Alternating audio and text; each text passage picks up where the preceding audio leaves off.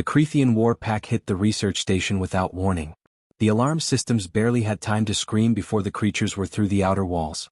These weren't just aliens. They were nightmares made real. 9 feet tall, covered in black armor plating that had evolved over millions of years. Their claws could cut through reinforced steel like butter. Their jaws could crush bones with a single bite.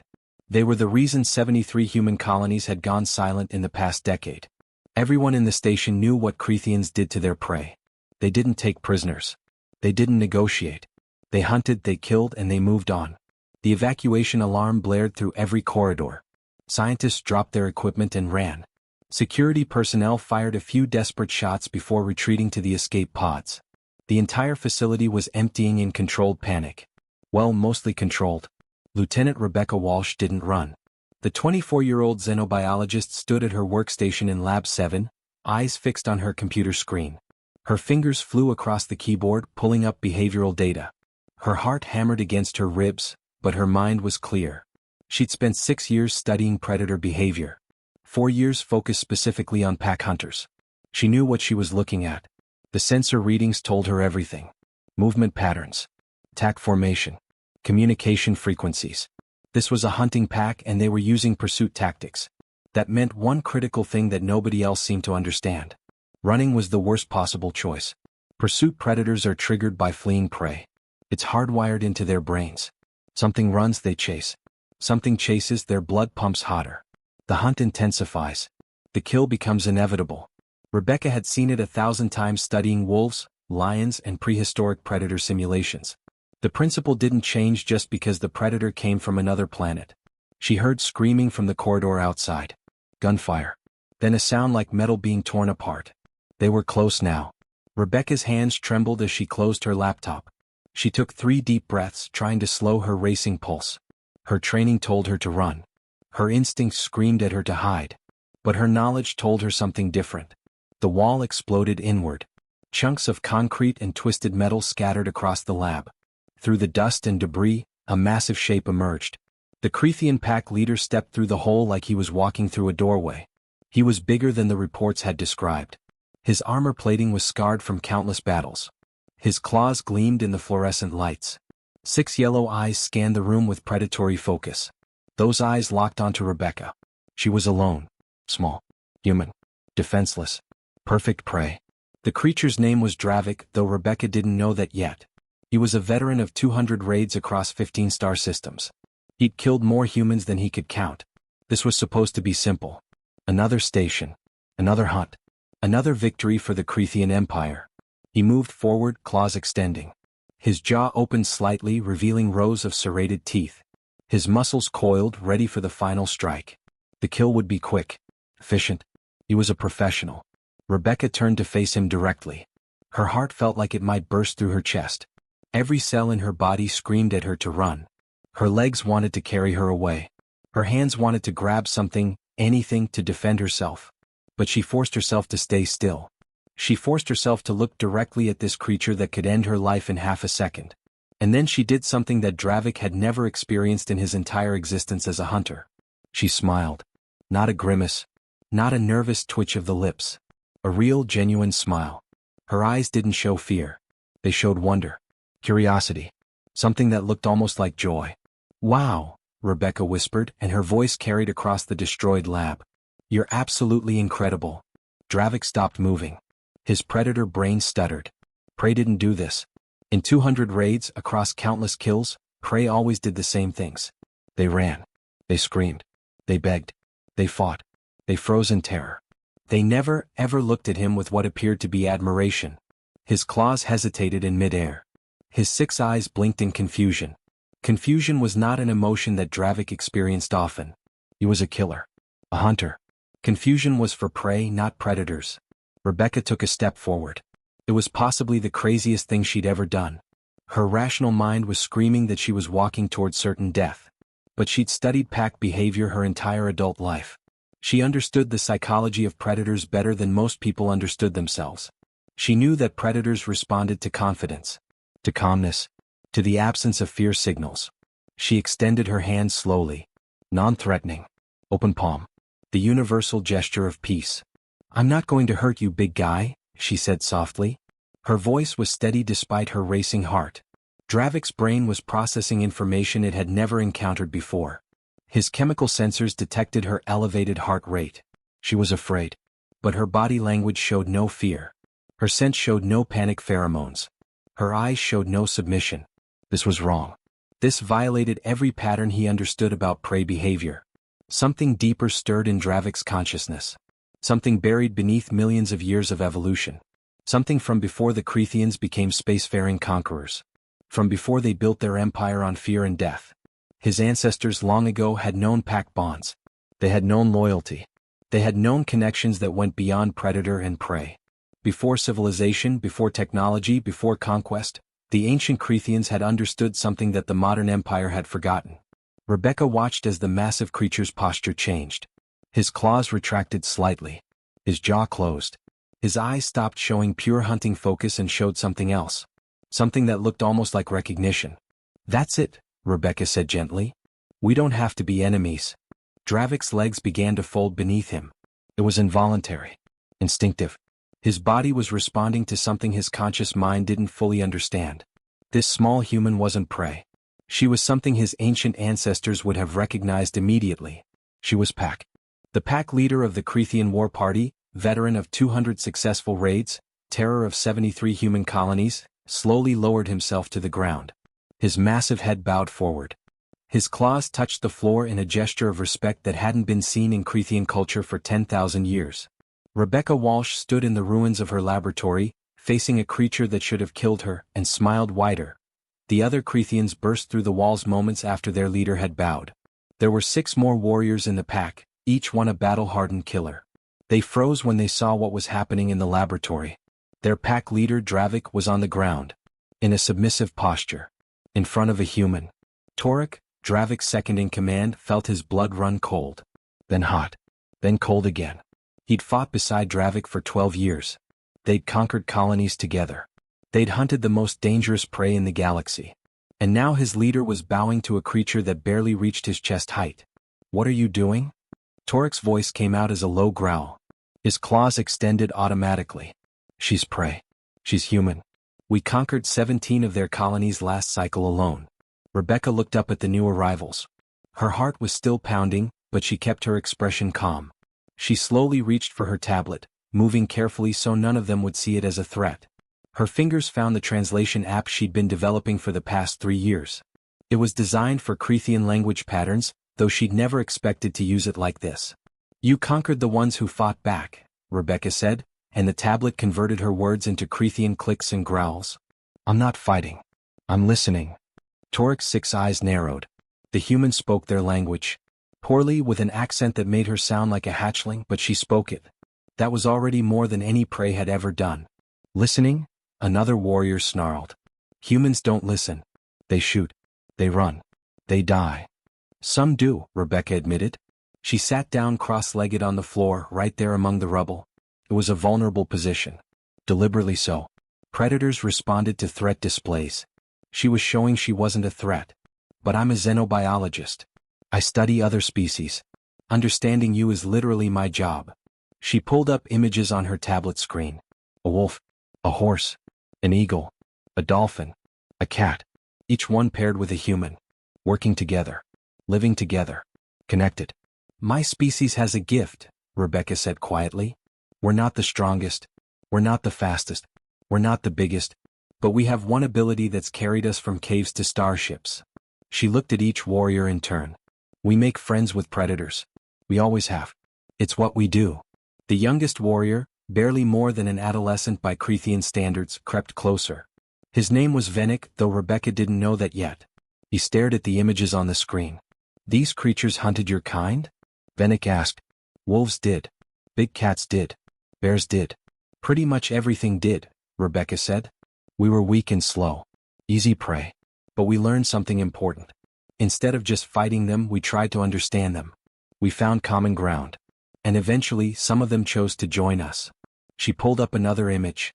Ancient humans sitting around a fire with wolves lying beside them. "This is from 30,000 years ago. Those wolves became dogs. Our partners. Our friends. Our family. Today there are almost 1 billion dogs on Earth. They chose us and we chose them. Both species became better for it. Torek snorted. We're not animals that can be tamed. I'm not trying to tame anyone, Rebecca said firmly. I'm offering something different. Respect. Understanding. A choice. Over the next hours, something remarkable happened in that destroyed laboratory. The Creathian War Pack, elite killers who'd never spent more than 5 minutes with living prey, sat down and talked with a human. Rebecca asked questions. Simple ones at first. What were their names? Where did they come from? What was their home world like? She listened to every answer, really listened, storing away information on her tablet. When they used words she didn't understand, she asked them to explain. When they described concepts that had no human equivalent, she worked with them to find common ground. Dravik found himself explaining Creathian poetry to her. It surprised him. He hadn't recited poetry since his youth, before he joined the military. Before conquest became his only purpose.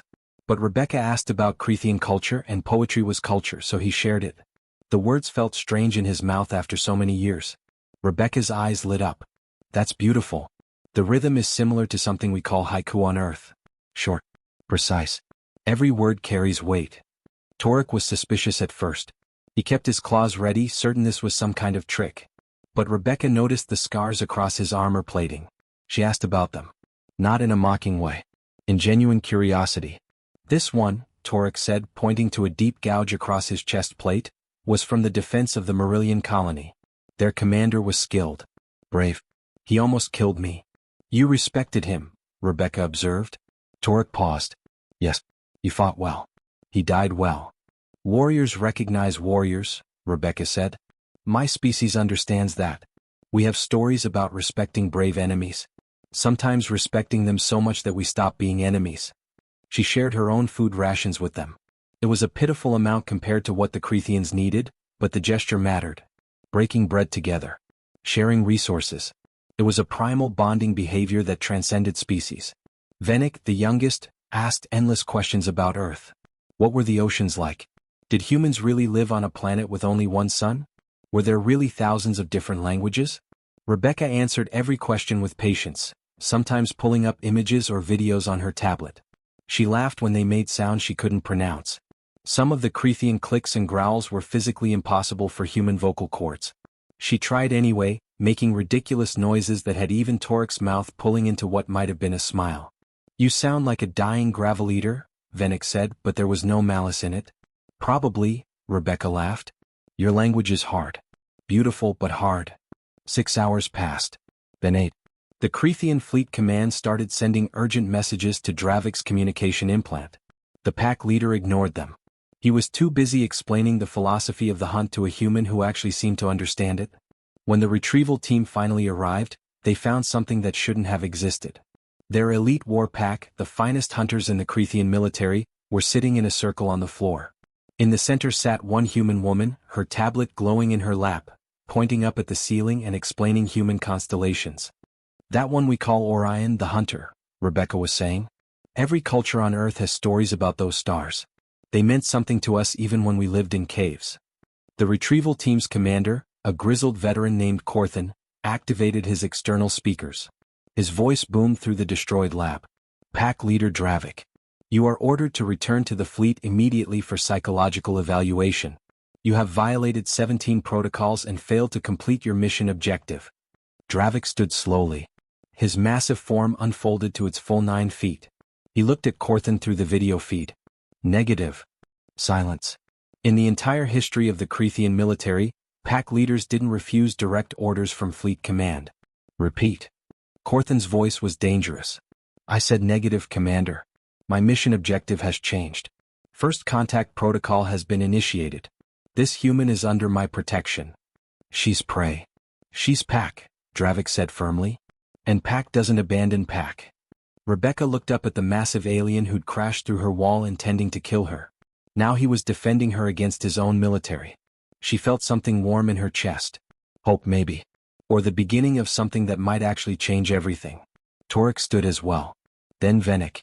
One by one the entire pack rose to their feet, forming a protective circle around Rebecca. She's pack, Torek echoed. The transmission from the fleet went dead. Korthan would be reporting this to the highest levels of command. There would be consequences. But for now, in a destroyed human laboratory on a distant research station, a war pack and a xenobiologist sat back down together. And Rebecca pulled up more images to share. The news reached the Crethean High Council within hours. The message was so bizarre that 3 different intelligence officers verified it before sending it up the chain of command. A war leader, a veteran of 300 battles across 20 star systems, had sent an official report claiming that a human had adopted him and his entire pack. The council chamber fell silent when the report was read aloud. Elder Vrask, who'd led the Crethean expansion for 60 years, stared at the holographic display. Adopted? A human adopted Dravik? The Dravik who destroyed the Himerian defense fleet single-handedly. That's what the report says, Elder. This is a joke. Or a translation error. We thought so too. But Dravik's entire pack has filed identical reports. All 7 warriors. They claim they're now bonded to a human female and refuse to leave her side. Vrask's claws scraped against the stone table. Bring them back. Immediately. Full psychological evaluation. Possible contamination protocols. We tried, Elder. They refused. The chamber erupted in angry clicks and growls. Warriors didn't refuse orders. Ever. The entire foundation of Crethean military discipline was absolute obedience. Without it, their empire would crumble. Meanwhile, 3 billion miles away, Commander Thomas Pierce was having his own crisis. The grizzled 50-year-old military veteran stepped off the transport ship onto Europa Station expecting a hostage situation. Central Command had lost contact with the facility 6 days ago. The last transmission mentioned Crethean raiders. Standard procedure said everyone was dead or captured. Pierce brought 2 squads of Marines, a diplomatic team, and enough firepower to level a small city. He was prepared for anything. Except what he actually found. In what used to be Laboratory 7, Lieutenant Rebecca Walsh sat on the floor teaching 7 Crethean warriors how to play chess. They were using pieces she'd improvised from lab equipment. The massive aliens were hunched over the board, completely focused, while Rebecca explained how the knight moved. No, it's L-shaped. 2 squares forward, 1 square to the side.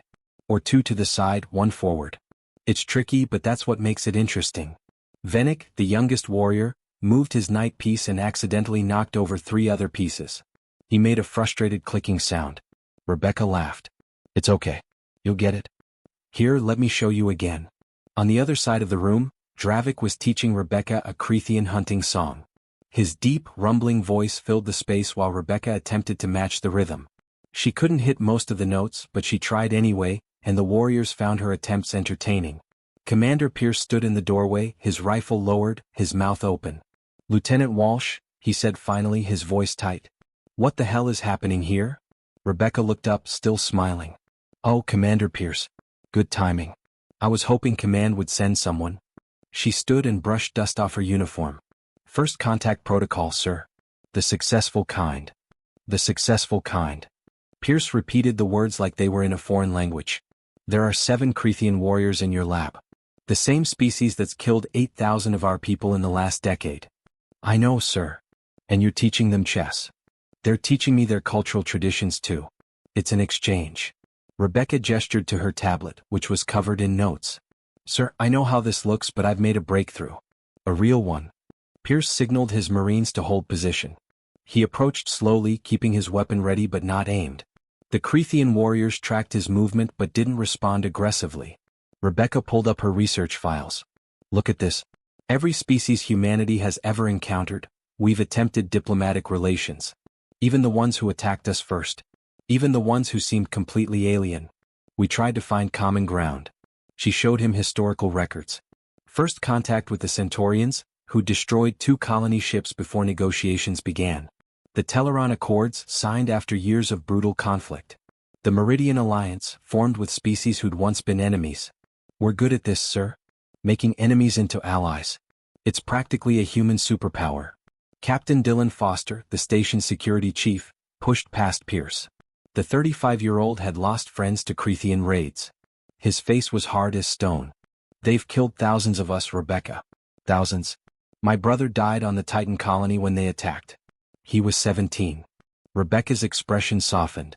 I know. And I'm sorry. Truly. She met his eyes directly. But we've killed thousands of them too. Every battle goes both ways. Someone has to stop the cycle, Dylan. Why not us? Because they're monsters. Because they're warriors, Rebecca corrected gently. There's a difference. Monsters kill for pleasure. Warriors kill because that's what their culture taught them. Culture can change. Dravik stood to his full height. Even Commander Pierce, who'd fought in 3 wars, felt his hand tighten on his weapon. The massive alien approached slowly, his movements careful and deliberate. Rebecca's tablet translated his words into English.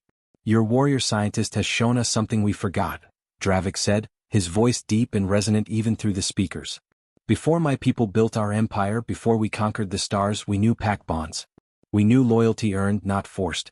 We knew trust. He gestured to Rebecca with one massive claw. She didn't run from us. She didn't beg. She didn't fight. She looked at us and saw people. Not monsters. Not enemies. People. That recognition was a gift we haven't received in 300 years of conquest. Torek moved forward as well. Every species we encounter responds the same way. Fear. Hatred. Desperate violence. It made us believe we could only be conquerors or destroyers. Nothing else. But she offered us a choice, Venik added, his younger voice eager. She asked us questions. She learned our names. She shared her food even though she barely had enough for herself. She treated us like we mattered beyond our ability to kill. Pierce lowered his weapon completely. He'd been in the military for 30 years. He knew warriors when he saw them. And these Crethians were responding like soldiers who'd found something they thought they'd lost forever. Purpose beyond destruction. You understand what you're asking, Pierce said slowly. You're asking humanity to trust the species that's been slaughtering our colonies. To believe that this is real and not some elaborate trap. I understand, sir, Rebecca said. But I've spent the last week with them. I've learned their language, their customs, their values. They're not that different from us fundamentally. They have families. They have art. They have philosophy. They're just locked into a military culture that's forgotten how to be anything else. She pulled up more data on her tablet. The Crethians conquer through fear and overwhelming force. It works in the short term, but empires built on fear always collapse eventually. We can offer them something better. Something sustainable. Alliance through choice. Partnership through mutual respect. Foster wasn't convinced. What happens when they get bored of playing chess? When their instincts kick back in? Instincts can be redirected, Rebecca said. Dogs were wolves once. We didn't eliminate their predator nature. We gave them a new pack to belong to. A new purpose. These warriors haven't lost their edge. They've just found a reason to use it differently. Pierce looked at the Crethian warriors, then at Rebecca, then back at the warriors. He'd seen a lot of impossible things in his career, but this might top them all. 3 billion miles away, the Crethian High Council watched through remote surveillance feeds. They tapped into the station's systems hours ago. They heard every word of the conversation. Elder Vrask sat very still, his claws resting on the stone table. Around him, the other council members were equally silent. For 1,000 years, the Crethian Empire had expanded through conquest. They'd crushed 73 species. They'd claimed 500 star systems. They'd built the largest military force in their sector of the galaxy. And in all that time, not a single species had ever offered them friendship. They'd faced desperate resistance. They'd seen brave last stands. They'd encountered cunning traps and brilliant strategies. But never once had prey looked at them with anything except fear or hatred. Until now. One human. One xenobiologist barely out of training. She'd done what entire civilizations couldn't do. She'd reminded the Crethians what they used to be. This is dangerous, one council member said quietly. More dangerous than anything we've faced, another agreed. Vrask's eyes never left the screen. Yes, because weapons we understand. Fear we understand. Conquest we understand. But this. He gestured to the image of Rebecca laughing as Venik knocked over chess pieces again. Friendship? Alliance? Trust? We have no defense against that. Should we eliminate her? Vrask was silent for a long moment. Then he made a decision that would change the course of galactic history. No. We watch. We learn. And we see if this human can actually do what she claims. Because if she can? He looked at his fellow council members. Then we're not facing an enemy. We're facing something far more powerful. We're facing hope. The Imperial flagship arrived 2 weeks later, and everyone on Europa Station felt it. The massive warship was 3 miles long, bristling with weapons that could crack a planet's crust. It didn't hide. It didn't need to. It was a statement of absolute power. The Crethian Empress was coming personally. Commander Pierce called an emergency meeting. She's never left her throne world. Not in 60 years. The fact that she's coming here means this situation is either incredibly important or incredibly dangerous. Probably both, Rebecca said quietly. The Empress's shuttle landed in the station's main bay. When the doors opened, every human present felt their breath catch. She was ancient, easily 300 years old by Cretan standards. Her armor plating was thick with scars from battles that had become legends. She stood 11 feet tall, larger than any Cretan they'd seen. Her eyes, all 6 of them, carried the weight of 5 decades of absolute rule. She'd expanded the Cretan Empire across 50 star systems. 73 species had fallen before her military genius. She was called the Iron Matriarch, the Unconquerable, the Endless Storm. And she'd come to personally deal with one 24-year-old human scientist. Rebecca stood in the observation deck, looking out at the ice fields of Europa. Her hands were sweating, but she kept them steady. She'd asked to meet the Empress alone, and somehow, incredibly, the request had been granted. While not completely alone. Dravik and his pack stood nearby, ready to defend her. Rebecca had asked them to stand down, to let her handle this. They'd refused. Pack protected pack, they said. Non-negotiable. The observation deck doors opened. The Empress entered, followed by 4 royal guards. Each guard was a veteran of 100 battles. They moved with the fluid precision of professional killers. Rebecca turned to face them. She wasn't armed. She wasn't wearing armor. She was just wearing her standard station uniform, her tablet tucked under one arm. The Empress's 6 eyes fixed on her with an intensity that made Rebecca's knees want to buckle. When the ancient alien spoke, her translator converted the words into perfect English, with an accent that somehow conveyed both authority and barely controlled rage. You've corrupted my warriors. Rebecca took a slow breath. With respect, Your Majesty, I haven't corrupted anyone. I've reminded them what they were before they became conquerors. There's a difference. The Empress's claws extended slightly. It was a threat display. Rebecca forced herself not to step back. My warriors are the finest in the galaxy. Disciplined. Loyal. Unstoppable. And you've turned them into pets. No, Rebecca said firmly. They're still warriors. Still dangerous. Still capable. I haven't taken anything away from them. I've just shown them that fighting doesn't have to be the only thing they do. She activated her tablet. Holographic displays filled the air between them, showing images from Earth's history. Ancient humans living in caves. Wolves prowling in the darkness. Then something remarkable, humans and wolves sitting together around a fire. This is my species 30,000 years ago, Rebecca said. We were prey. Weak. Slow. No claws. No armor. No natural weapons. Everything wanted to eat us. By all logic, we should have gone extinct. More images appeared. Humans riding horses. Humans hunting with dogs. Humans training eagles. Humans working alongside elephants. But we had one ability that changed everything. We could make friends with predators. We looked at wolves and saw potential partners instead of just threats. We looked at horses and saw companions instead of just food.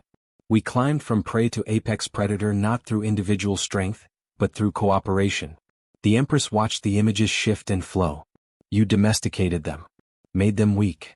Did we? Rebecca pulled up modern footage. Military dogs tracking enemies through hostile territory. Police horses controlling crowds. Service animals saving lives. These dogs can track a scent across miles. They're faster, stronger, and have better senses than we do. They're not weak. They're just fighting for something they believe in now. She met the Empress's eyes directly. A bold move. Possibly a fatal one. Your Majesty, you've built an empire through fear and force. It's impressive. Terrifying. Effective. But empires built on fear have a shelf life. History proves it. Eventually the conquered rise up. Eventually the fear isn't enough. Eventually everything collapses. And you think your way is better? The Empress's voice was dangerous now. I think my way lasts longer, Rebecca said. An empire built on fear can last centuries. A civilization built on loyalty? On genuine bonds? On people choosing to fight for each other? That lasts forever. The Empress turned to look at Dravik. Her finest war leader. The warrior who'd never lost a battle. He stood beside this human like she was sacred ground. Dravik. You've served the Empire for 20 years. You've conquered 12 star systems. You've never questioned an order. And now you refuse direct commands from fleet leadership. For her. Dravik stepped forward. His voice was calm and certain. Yes, Your Majesty. Explain. For 20 years I fought because I was ordered to. Because it was my duty. Because the Empire demanded it. He gestured to Rebecca. In 1 week, this human gave me something I didn't know I was missing. Purpose beyond orders. Connection beyond duty. She sees me as more than a weapon. Torek moved forward as well. We're still warriors, Empress. We haven't gone soft. But now we understand why we fight, not just who we fight. Venick, young and eager, added his voice. She taught us that strength isn't just about who you can defeat. It's about who stands with you by choice. The Empress was silent for a long moment. Her claws tapped against her armor plating, a rhythmic sound that filled the observation deck. Rebecca could feel everyone's tension. One word from the Empress and they'd all die. Finally, the ancient ruler spoke. You claim this works, that your method of connection is stronger than conquest. But I see one pack and one human. That proves nothing. Rebecca felt her heart racing, but she kept her voice steady. You're right. One example isn't proof. So let me offer you a deal. You negotiate with me? There was something almost like amusement in the Empress's tone. I propose a test. Give me 6 months and 6 more packs. Let me work with them the same way I've worked with Dravik's warriors. If I fail, if they reject this approach, if it doesn't work beyond this one group, then you've lost nothing but time. Execute me if you want. I'll have earned it.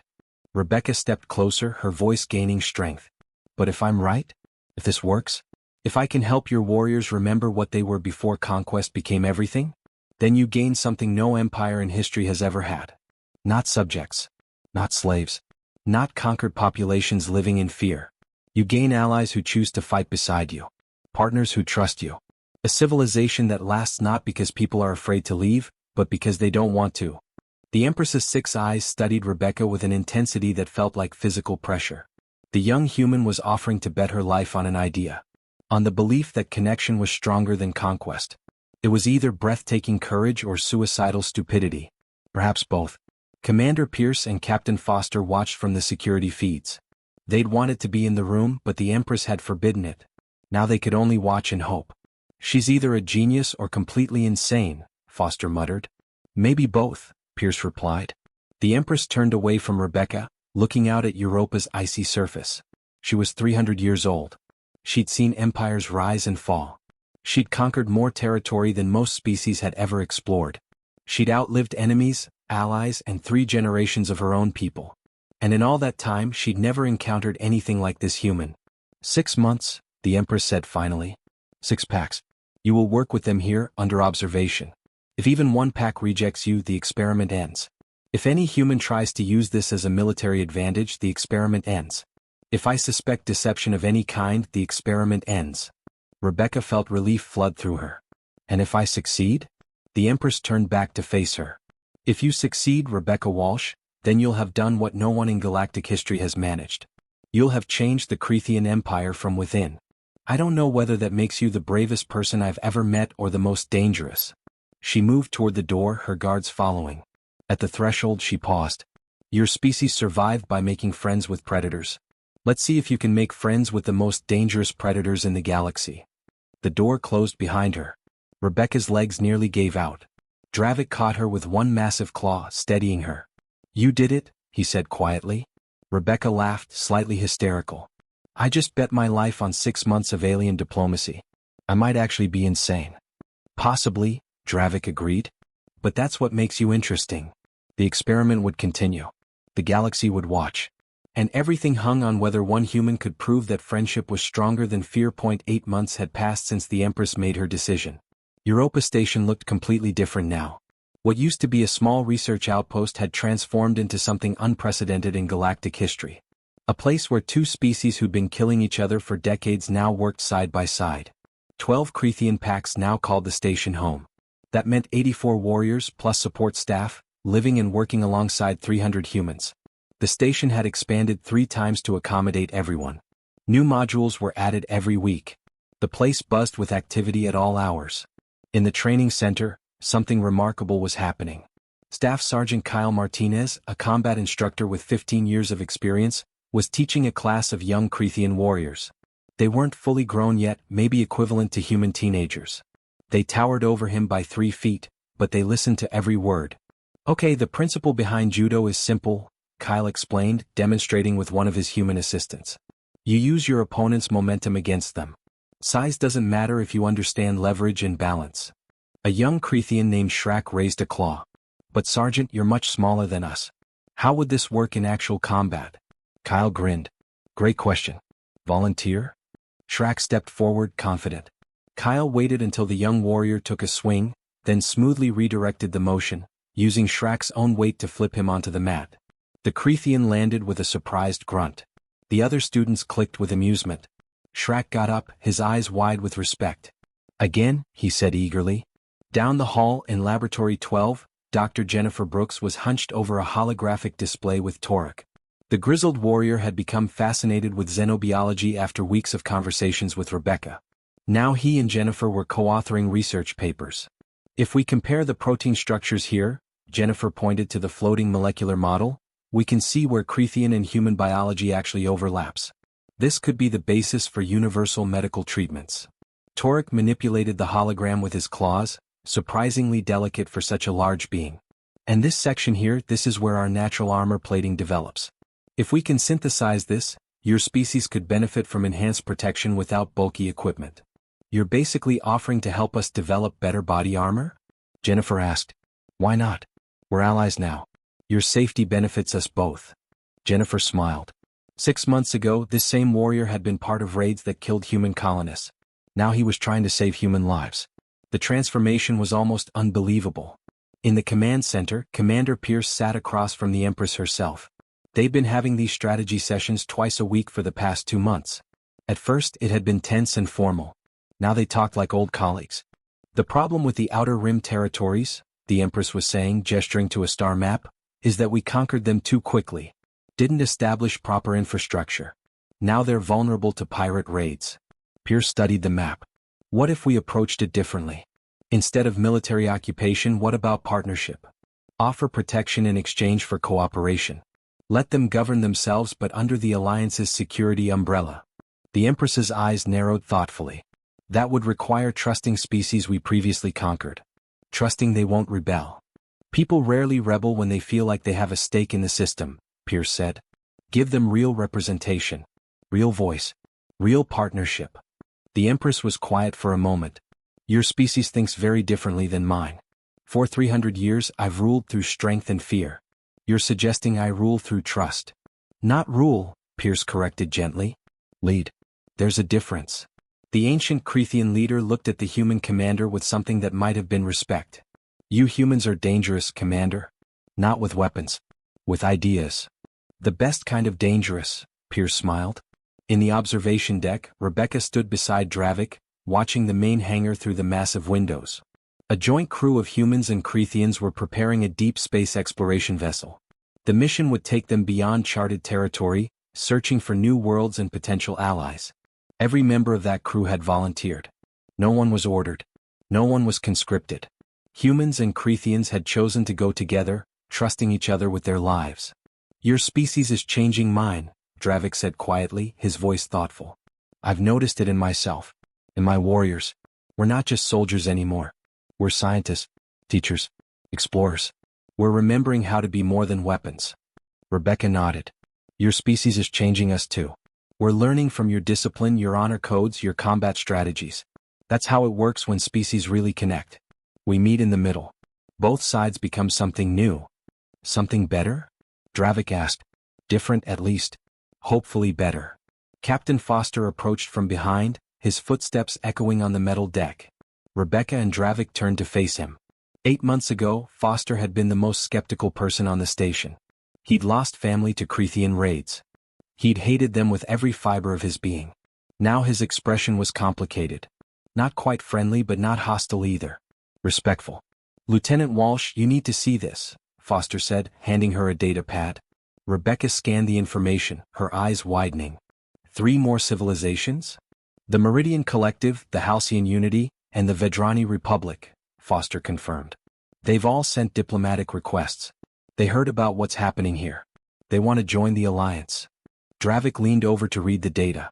These species have all resisted Creathian expansion in the past. Some violently. They're not asking to surrender. They're asking to join? That's what makes it interesting, Foster said.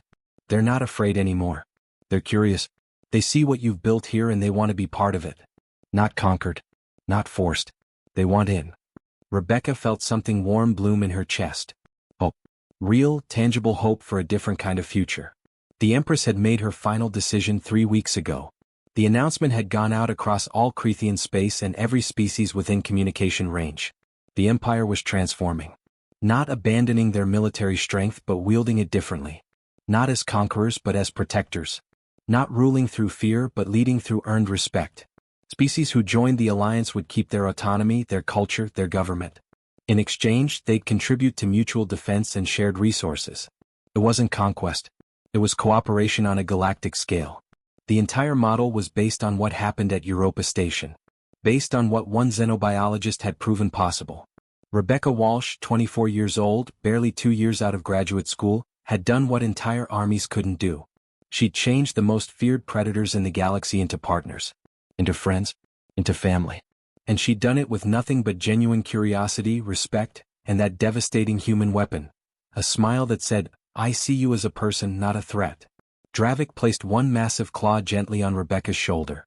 The gesture was careful, almost tender. "My pack sister. My friend." Rebecca laughed, reaching up to pat his armored forearm. "My overgrown, poetry-reciting, surprisingly gentle friend. Ready to meet the next species?" Dravik asked. "The Meridian Collective is sending representatives next week." "With you?" "Always." Foster cleared his throat. "You know, Walsh, 8 months ago I wanted you court-martialed for fraternizing with the enemy. Now I'm watching you prepare for the biggest diplomatic event in human history. Life is weird." "Life is full of possibilities," Rebecca corrected. "We just have to be brave enough to look for them." Together, the three of them stood at the observation window. Behind them, the station buzzed with activity. Humans and Cretheans working together, laughing together, building something new together. Outside, the stars stretched endlessly across the black. The galaxy was enormous. Thousands of species. Millions of worlds. So many strangers who'd never met each other. So much potential for conflict, for war, for mutual destruction. But humanity had a gift. A strange, powerful ability that had carried them from caves to starships. They could look at strangers and see potential friends. They could look at predators and see partners. They could look at enemies and see people worth understanding. It didn't always work. Sometimes species were too different. Sometimes the gaps were too wide. Sometimes things went wrong. But more often than anyone expected, it worked beautifully. Rebecca thought about the wolves who became dogs 30,000 years ago. She thought about horses who chose to carry humans across continents. She thought about all the impossible partnerships her species had formed throughout history. And now Cretheans. Warriors who'd conquered 73 species now working beside the humans they'd once hunted. If that was possible, what else was possible? The communications system chimed. More requests coming in. More species wanting to join. More strangers becoming friends. Dravik rumbled a sound that might have been laughter. "Your species never stops, do you?" "Not really," Rebecca admitted. "We see someone new and we immediately think, I wonder if we could be friends? It's probably a survival instinct gone haywire. It's probably the most dangerous weapon in the galaxy," Foster added. "And I'm glad it's on our side." The stars waited. Full of possibilities. Full of strangers. But humanity had never met a stranger they couldn't at least try to befriend. And now they had the Cretheans standing with them. Two species, once enemies, now family. Together they'd change the galaxy. One smile at a time.